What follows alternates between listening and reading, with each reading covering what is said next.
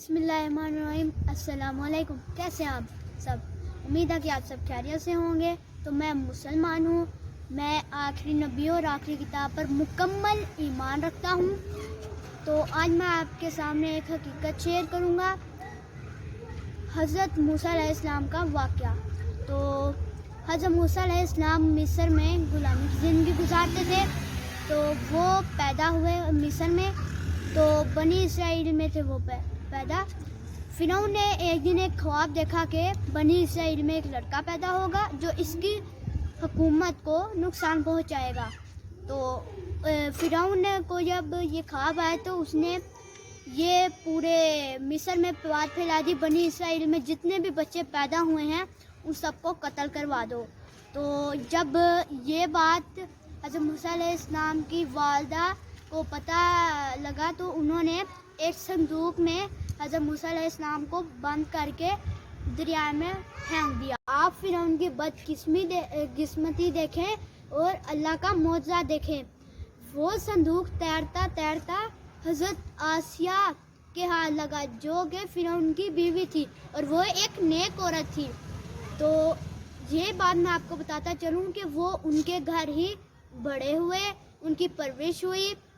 تو وہ بڑے ہوئے تو جب فرعون کو بات پتہ لگی کہ یہ ہی میری حکومت کا تباہ کرنے والا باعث ہے، تو اس نے اپنی فوج کے ساتھ حضرت موسیٰ علیہ السلام کو قتل کرنے کا وہ ایک ترکیب سوچی اور وہ نکل پڑے۔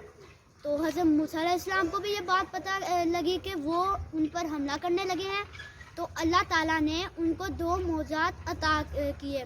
ایک معجزہ تھا لاٹھی کا سانپ میں بدل جانا، دوسرا معجزہ تھا ہاتھ کا چاند کی طرح چمکنا۔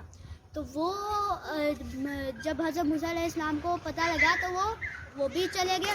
تو وہ فلسطین کی طرف جانے لگے دریائے نیل کے ذریعے۔ تو آگے دریا تھا، تو حضرت موسیٰ علیہ السلام نے اپنا عصا مارا جس سے اس دریائے نیل میں راستہ بن گیا اور وہ چلے گئے۔ پر ایک اور بات، جب فرعون نے اس دریائے نیل میں پاؤں رکھا تو تبھی وہ دریا بند ہو گیا اور فرعون اپنی فوج سمیت سمندر میں غرق ہو کر ہلاک ہو گیا۔ اس واقعے سے ہمیں یہ سبق ملتا ہے کہ دنیا میں انسان کے اختیارات عارضی ہیں، اصل قوت اور طاقت کا مالک اللہ ہے۔ اگر اسے کسی کو طاقت اور اختیارات سے نوازے ہے تو انسان کو سرکشی، بغاوت اور ظلم کا راستہ اختیار نہیں کرنا چاہیے۔ یہ طاقت اللہ کی امانت ہے اور ہمیں اس کی قدر کرنی چاہیے۔ اصل بات تو یہ ہے کہ جتنے بھی یہ ہندو تھے، یہودی تھے، عیسائی تھے، یہ بات ماننے پر آ چکے ہیں کہ یہ واقعہ سچ ہے اور وہ اسلام قبول کرنے پر بھی آ گئے ہیں۔ تو یہ قیامت کی نشانی پوری ہو رہی ہے کہ اسلام پوری دنیا میں پھیلے گا۔ کافی دیر پہلے فرعون کی جب دریائے نیل میں سے ہڈیاں ملی تب سائنسدانوں نے تحقیق کرنا شروع کر دی۔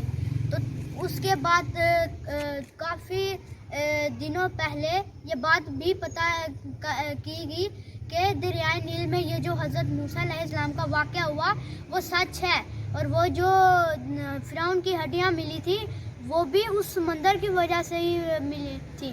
تو بہت سے اب جو ہندو اور عیسائی تھے وہ اب بہت زیادہ تعداد میں وہ اسلام قبول کرنے میں آ رہے ہیں۔ ہمارا دین اسلام ہے اور یہ سچا دین ہے۔ تو یہ جو عیسائی، یہودی اور ہندو ہیں ان پہ یہ بات پھیل رہی ہے، تو ان قریب اللہ تعالیٰ کی یہ بات پوری ہوگی اور قیامت کی نشانی بھی پوری ہوگی کہ یہ جو اسلام ہے یہ پوری دنیا پر حکومت کرے گا۔ تو ملیں گے آپ کو کسی اگلی ویڈیو میں، تب تک کے لیے اللہ حافظ۔